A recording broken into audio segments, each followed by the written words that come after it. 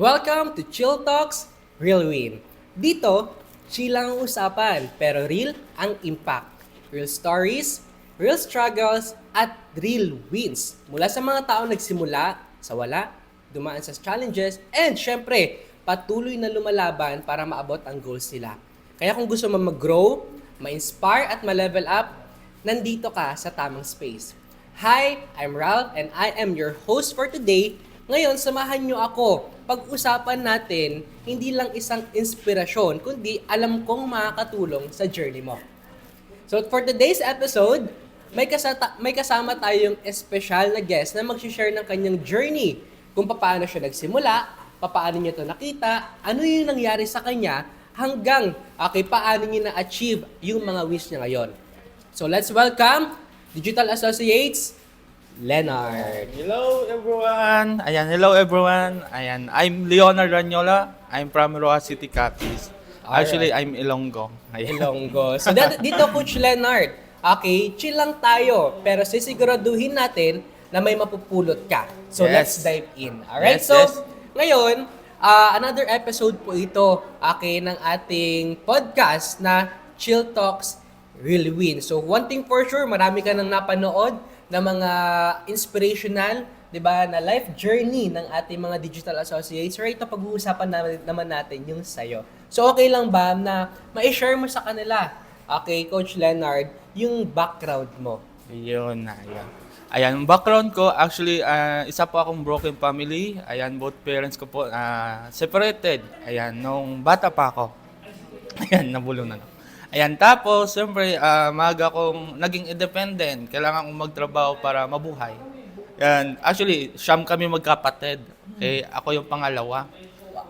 Kaya maaga ako nagsipag para magtrabaho. Kasi nga, working student ako. Kasi yung mother ko, sumama sa stepfather. Sa stepfather ko, sa bago niyang asawa. Kaya kailangan namin magsikap. Nagtrabaho. Actually, marami akong trabaho pinasukan. Sa amin kasi meron kasi yung trabaho doon, yung nagbibilad kami ng tuyo. Oo, kasi sa probinsya kasi namin, seafood capital siya. Nagbibilad kami ng tuyo, tapos naging pakyaw ako. Hindi siya boksingero suntok-suntok. Ano siya, kayo yung magtatrabaho para magbilad ng tuyo. Tapos naging waiter din ako, houseboy. Marami, kulang na lang magsayaw ako sa Adonis Bar. Buti na lang hindi ako magaling sumayaw. Okay. Tapos, actually, nag-aral din ako, nakapagtapos ako ng senior high school graduate. Nakapag-aral ako ng college, kaso nga lang, kulang sa financial. Kaya, nag-decide ako na pumunta na Maynila. Kasi kapag taga-probinsya ka, ito yung isa sa mga mindset namin. Okay? Ito yung isa sa mga mindset namin na kailangan pumunta na Maynila kasi nga maganda yung opportunity doon. Malaki daw yung sahod. Pero nang na-realize ko lang din pala, sa 2 years ako nagtrabaho doon, wala akong naipon. Yun siya. Alright. So grabe, umpisa pa lang, no? Umpisa pa lang. Pero bilang ilang taon ka na? Actually, I'm 24 years old. Bilang isang 24 years old, 'di ba? Having that experience, tala mo pa yung 60 years old. So, galing kang Rojas. Yes. Rojas Capiz, tama ba? Roas City, Tapos, broken family with 9 siblings. Oh, yes. Tapos, pangalawa ka. So, ibig sabihin, may mga mas bata pa sa'yo. Oo. Mm. And then, ilang taong ka, nagtrabaho? Nagtrabaho ako kasi nag-start ako mag-work grade 7. Mga 12 years 12 old. years old. Oo, nagtatrabaho na ako. 12 years old, nagtatrabaho ka na hanggang bago mo nakita si TBA. Oo. So, grabe. Sabi mo kanina, nagbibilad ka ng tuyo, Tuyo. tapos nag-waiter ka, Ang dami. Tapos actually nag-construction din ako. construction. Tapos recently lang na trabaho ko sa Maynila, tuyo vendor tapos kargador. Tuyo pa rin pero sa Maynila na upgraded. Grabe, no? Kidding aside, guys, imagine mo habang pinapanood mo to, just to realize, napakaswerte mo. Tama? Napakaswerte mo sa mga viewers natin dyan, tama? Napakaswerte nyo kasi hindi mo kailangan na at the early age, 12 years old, magtrabaho. tawa makipagsapalaran, tapos iwanan ng magulang. Pero kung ikaw, kasim ng situations niya, nakaka-relate ka sa kanya, makinig ka ng mabuti. At kung hindi naman, mas makinig ka. Tama? Okay, so ako na-inspire ako right now. Grabe, akala ko fire up lang, chill talk, parang mamaya iyakan na to eh. So, paano mo nga ba nakilala si DBA? Ayun, actually nakilala ko sa DBA sa Facebook lang. Kay meron akong nakita doon na pwede ka daw ako kumita through online. Ayan. Kaya naano lang din ako, nagkaroon ako ng curiosity kung paano siya gawin.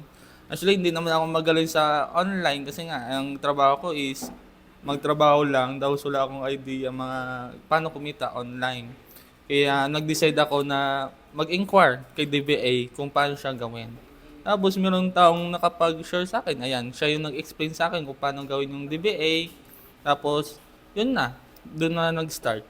So, ibig sabihin, nandun ka na sa Manila noon? Oo, nasa Maynila na Tutuyo ako. vendor ka na. Yes. Ilang years ka na doon sa Manila? Actually, I'm almost 2 years sa Maynila nagtrabaho. So, grabe no. So, ilang taong ka noon? Actually, mga ako doon, nag-start ako mga 21 years old. So, 21 years old, nakipagsapalaran ka na sa Manila. Mm. Isa ka ng tuyo vendor, new environment, Yes. hindi ka familiar sa place. Tapos, 2 years almost ka na, Oo. diba, habang nagtatrabaho. So, habang nag-online ka, ano yun, nagpapahinga ka ba? Oo. Kasi actually, yung work namin, nag-start ng 3 a.m. ng umaga, tapos natatapos 12 p.m. ng tanghali. Kaya, mga wala nang ginagawa. So, gigising ka ng madaling araw, 'di ba? Para magtrabaho, magbitbit, tama ba? Magkargador, Magkargador. tuyo vendor, from 3 a.m. to 12 noon. Tapos, after that, wala ka nang ibang ginagawa, Wala na. papahinga na. So, ibig sabihin, nag-scroll ka lang talaga sa Yes. social media. Nakita mo ba doon? Oo, nakita ko lang si DBA sa friend ko yata yun sa Facebook.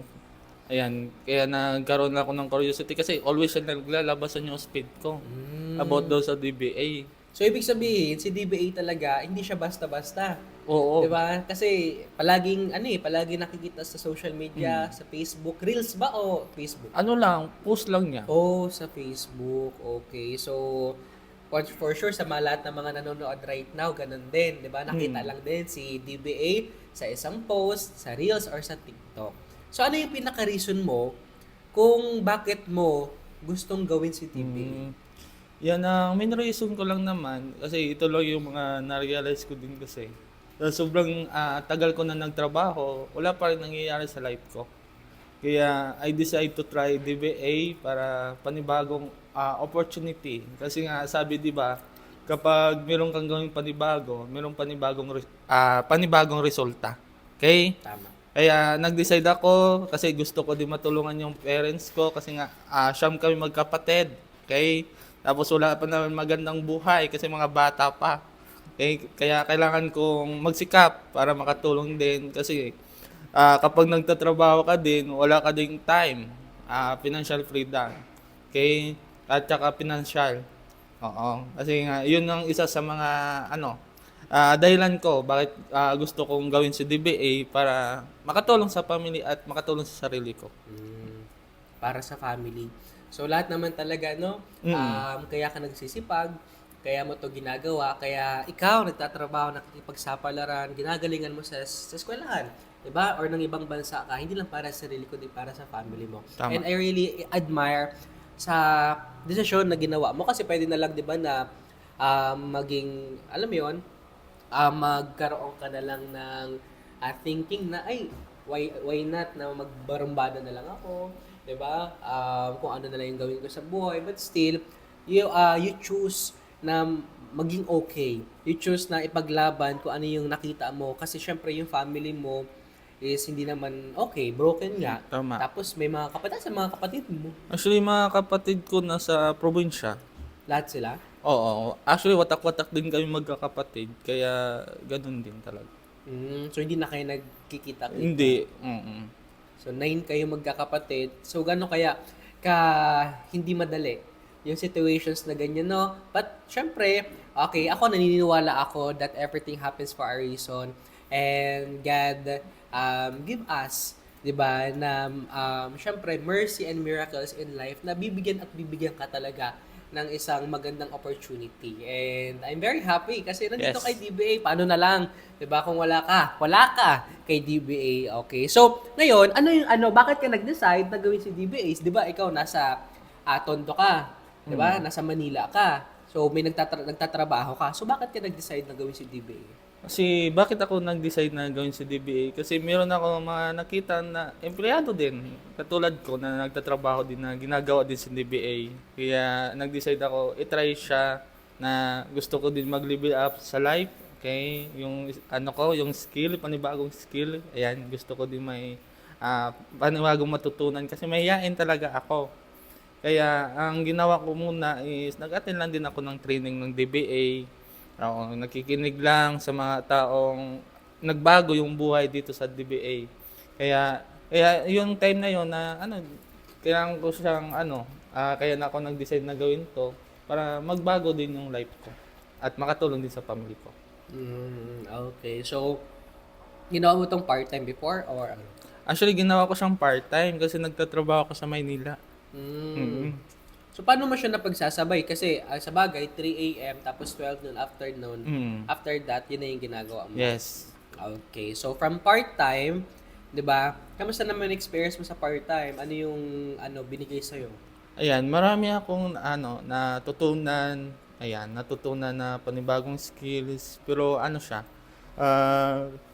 yun din yung nakatulong sa akin para ma-develop ako. Ayan, tapos marami akong na-realize sa mga natindan kong training. Ayan, kaya yun din. Tapos marami akong nakilala na other person na gumanda yung buhay dito sa DBA. So, ibig sabihin, you started here sa DBA, sa Digital Biz Academy as a part-timer. Yes. Excuse me. Tapos, ginawa mo siya sa loob ng bahay ninyo habang wala kang trabaho, habang may free time ka Yes. through online. Yes. Okay. Tapos, right now, andito ka, kasama natin, di ba? Sa podcast. So, full-time ka na. Yes. Okay, so nag-decide ka na nag-full-time. Okay, napakaganda naman nun, no? Sino mag-aakala na isang simpleng estudyante, 'di ba, nag-drop out para mag-aral, para alam mo yun, makipagsapalaran sa Manila as tuyo vendor. Sa Tondo ba? Tondo. Sa Tondo. Tapos ngayon, isa na siyang part nitong Digital Biz Academy. 'Di ba? Gaano kasarap 'yon na ikaw nandito ka na lang din sa online. Okay? So, ngayon, ayan. Ano naman yung resulta mo nung nag-full-time ka? Ginawa mo si DBA. Yan, yung mga nangyari sa akin dito sa DBA is na-develop yung communication skill ko. Kasi before, kapag nasasalita ako sa maraming tao, nanginginig ako. Pati labi ko. Ayan, parang may kasalanan ako. Oo. Kaya dahil kay DBA, natuto akong paano mag-communicate. Nabago yung perspective ko sa life. Ayan, dating negative mag-isip, ngayon positive na mag-isip. Ayan, marami ako natutunan na bagong skills. Ayan, leadership. Ayan, tapos marami pa. Tapos dito, kumita din ako ng, first income ko dito, 1.8. Tapos naging 5,000, naging 10,000. Ayan, lalong lumaki pa siya ng lumaki. Kasi before, magkano lang sahod ko sa trabaho ko is 9,800 pesos. Sa isang buwan. Yes, 1 month na yon. 1 month na kailangan ko magsipag. Ayan, sa init, ulan, para kumita lang ako noon. Pero dahil kay DBA naranasan ko dito kumita ng isang araw ng 11,800 pesos. Wow! Imaginein mo, 11,800 pesos para sa isang empleyado. Tama ba? Tama. Na sinabi niya kanina, pwede kang kumita ng 9,000, ang sinasahod mo is 9,800 Tama. sa Sa 1 month. isang buwan. But because of DBA, kumita ka ng 11,800 sa isang araw. 'Di ba? So, ganun kaganda at ka-high potential ni DBA kapag nagsimula ka dito, 'di ba? And part-time to full-time. Yes. Tama? So, ano yung uulitin ko, naging realizations mo nung nag-start ka kay DBA as being an employee to part ni Digital Biz Academy? Yan. Isa sa mga na-realize ko lang din na kailangan mo talagang mangarap ng malaki. Okay? Mangarap ka ng malaki para makuha mo yon. Okay? Tapos, na-realize ko din kay DBA na hindi mo kailangan makapagtapos, magkaroon ng diploma at magpunta ng ibang bansa para magtrabaho. Kasi kahit nandito ko lang sa Pinas, ginagawa mo sa DBA, pwedeng magbago yung life mo. Kasi actually nakita ko maraming natulungan na estudyante, OFW, at empleyado na gumanda yung buhay sa DBA. Kaya yun din yung isa sa mga na-realize ko na may pag-asa pala na makatulong sa pamilya. Kasi marami akong pangarap. Kasi sa almost ilang years ako nagtrabaho, kahit isang pangarap na yun, wala akong nakuha. Kaya, pero dahil dito kay DBA, unti-unti ko na siya nakukuha right now. Kaya yun din yung isa sa mga na-realize ko na yun din na yun pala yung nangyayari sa akin na hindi ko lang napansin. Di ba? Oh, congratulations. Grabe, nakaka-inspire, no? Na pwede ka pala talagang mangarap ng malaki, na hindi mo kailangan, 'di ba, na ilimitahan yung sarili mo kung ano man yung situations mo right now. Tama. Kasi again, your limit is your soul, 'di ba? So ibig sabihin limitless ka. And Yes. si DBA, okay, it can give you a way para maabot mo din yung mga gusto mo mangyari sa buhay mo. So ano yung pinaka inspirational message mo? For sure, maraming nanonood right now na katulad mo, galing sa isang broken family, 'di ba? Isang nagtatrabaho, empleyado, okay, pinaglalaban yung pangarap nila sa buhay. Yan. Ang message ko lang sa inyo is nothing impossible. Kasi maraming nakakagawa. Yan, na hindi naman take sa online, pero magagawa mo din siya. Kasi ako nga, akalain mo, hindi naman ako magaling online. Pero nagawa ko, ikaw pa kaya, magagawa mo din to. Okay, ayan. So, thank you so much, Coach Leonard. Yes. Grabe, looking forward ako sa mas marami pang success, diba? Travels and income, and syempre, makapag-give back ka rin sa family mo. Yes. Okay, so, and that's it for today's episode of Chill Talks Real Win. If may natutunan ka today, don't forget to share this with your friends, your family, o kung sino man na feeling mo, okay, na makakatulong din sa kanila yung journey ni Coach Leonard. Kaya, follow, like, and stay tuned for more real stories and real wins. Again, this is Ralph, reminding you, keep it chill, but always go for the real win. Bye-bye! And